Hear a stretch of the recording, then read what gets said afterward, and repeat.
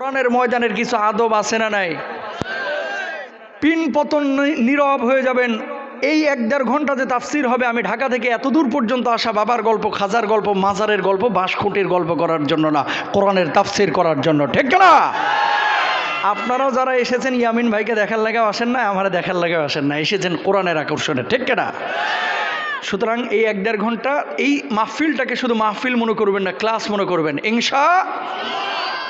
তো এই ক্ষমার আশা নিয়ে শেষ পর্যন্ত থাকতে পারবেন তো? কে কে পারবেন? বুকে সাহস থাকলে হাতটা তুলেন দেখি। লিল্লাহে তাকবীর, লিল্লাহে তাকবীর। হাতটা নামান। কি বলেছেন আল্লাহ সুবহানাহু ওয়া তাআলা? খেয়াল করেন, দুনিয়ার জিন্দেগিতে মানুষ বিপদে পড়ে। এখানে একজন মানুষ নাই যে মানুষটা জীবনে কোনোদিন বিপদের মুখোমুখি হন নাই। কেউ যদি বলে যে হুজুর আমার জীবনে কোনোদিন বিপদ নাই, জানতে হবে যে এটা আবু জাহেলের খালাতো ভাই। মুমিন যদি দাবি করেন বিপদে পড়তে, বিপদের মুখোমুখি হয়ে কখনো মানুষের কাছে হাত পাতেন। কেউ আছে বিনা সুদে আপনাকে টাকা পয়সা দেয়, খাবার দাবার দেয়, সাহায্যের হাত বাড়িয়ে দেয়। কিছু কিছু মানুষ আছে আপনার এলাকায়, আমার দেশে, বিনা সুদে গায়ের জ্বরও দিতে চায় না, ঠিক না? আল্লাহ আপনার কাছে আয়াতে কারিমায় কি চেয়েছেন একটু খেয়াল করেন।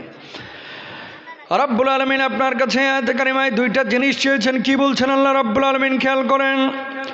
মাযাল্লাযী ইউকরিদুল্লাহা করদান হাসানান ফায়ুদাইফাহু লাহু আদআফান কাসীরা ওয়াল্লাহু ইয়াকবিদু ওয়া ইয়াবসুতু ওয়া ইলাইহি তুরজাউন।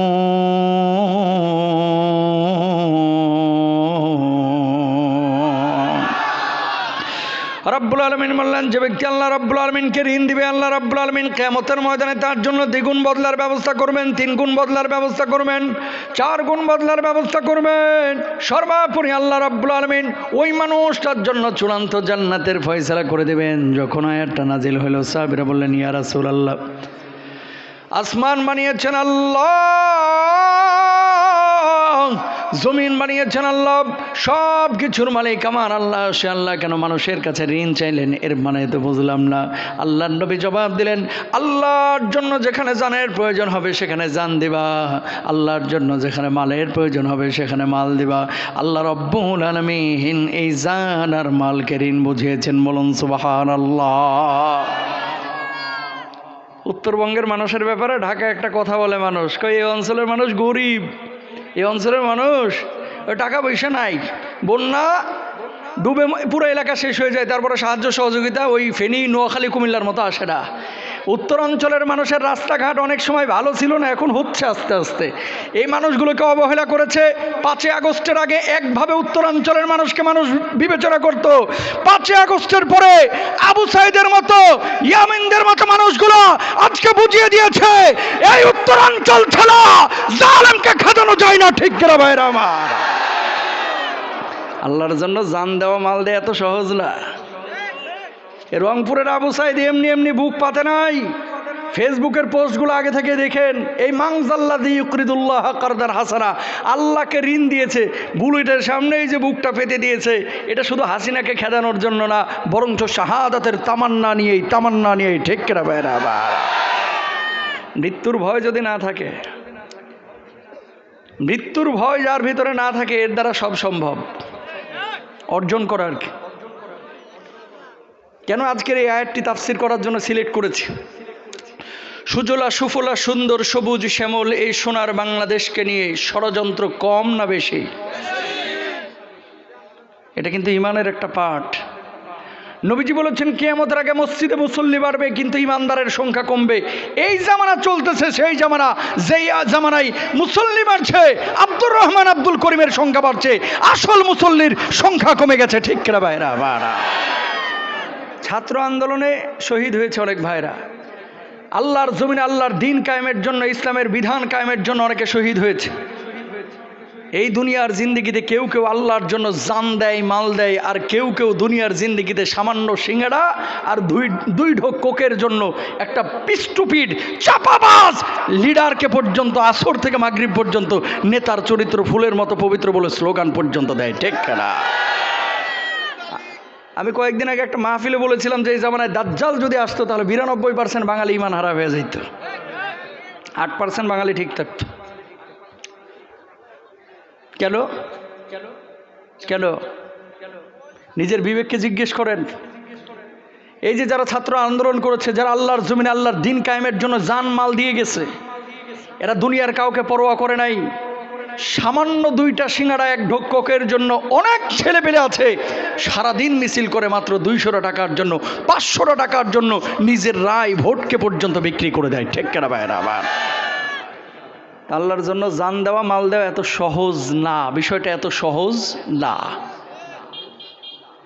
প্রিয় ভাইরা আমার, সাহাবী রিদওয়ানুল্লাহি আলাইহিম আজমাইন বললেন, ইয়া রাসূলুল্লাহ, আল্লাহ রাব্বুল আলামিন দুনিয়া বানিয়েছেন, আসমান বানিয়েছেন, জমিন বানিয়েছেন, সব কিছুর মালিক আমার আল্লাহ। সে আল্লাহ রাব্বুল আলামিন কেন ঋণ চাইলেন? আল্লাহর নবী জবাব দিলেন, আল্লাহর জন্য জান দেওয়া, মাল দেওয়া এটা মানুষের জন্যই, আল্লাহর জন্যই। দুনিয়ার জিন্দেগিতে শান্তির জন্য, দুনিয়ার জীবনে দিন কায়েমের জন্য, আল্লাহর জমিনে আল্লাহর আইন বাস্তবায়নের জন্য, কোরআনের জমিনে কোরআনের আইন বাস্তবায়ন করার জন্য যে মানুষগুলো 1 টাকা খরচ করে, যে মানুষগুলো 1 ফোঁটা রক্ত বিসর্জন দেয়, আল্লাহ রাব্বুল আলামিন কিয়ামতের ময়দানে এই মানুষগুলোর দ্বিগুণ বদলার ব্যবস্থা করবেন। কিভাবে? ইবনে কাসির রাহিমাহুল্লাহ চমৎকার করে ব্যাখ্যা করেছেন। কিয়ামতের ময়দানে 1 শ্রেণীর মানুষ দাঁড়াবে, যে মানুষগুলোর কপালগুলো ঘর্মাক্ত হয়ে যাবে, চিন্তার মধ্যে থাকবে, আজ আমার কি হয়, আজ আমার কি হয়, আমি কি জান্নাতে যাব নাকি জাহান্নামে যাব। এমন পরিস্থিতিতে আল্লাহ রাব্বুল আলামিন ওই মানুষগুলোকে ডাক দিবেন, আয় বান্দা আয়। মানুষগুলো আল্লাহর সামনে দাঁড়াবে, আল্লাহ রাব্বুল আলামিন ফেরেশতাদেরকে বলবে, ফেরেশতারা এই মানুষগুলোর কোনো হিসাব নিকাশ আজকে নিস না, আমি আল্লাহ রাব্বুল আলামিন এই দলের মানুষগুলোকে বিনা হিসেবে জান্নাতের ফয়সালা করে দিলাম। বলুন সুবহানাল্লাহ।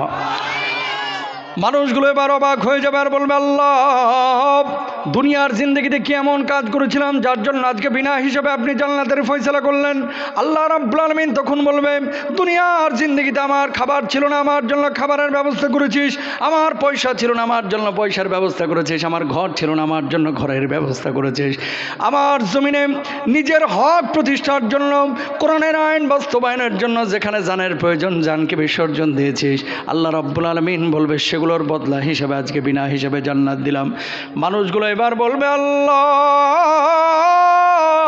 দুনিয়ার জিন্দগিতে কোনোদিন আপনারা দেখলাম না, কিভাবে আপনারা রক্ত দিলাম, কিভাবে আপনার ঘর বানাইলাম, কিভাবে আপনারা খাবার দিলাম।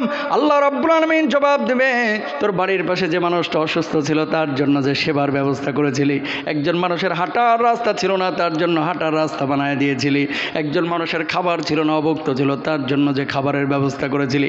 তোর দেশের মধ্যে জালেম শাসক ছিল যে কোরআনের বিপক্ষে, আল্লাহর আইনের বিপক্ষে, এই জালেমকে বুকে রক্ত দিয়ে যে দিল্লি পাঠিয়ে দিয়েছিলি, আমি আল্লাহ রাব্বুল আলামিন তার জন্য জান্নাতের ফয়সালা করে দিলাম।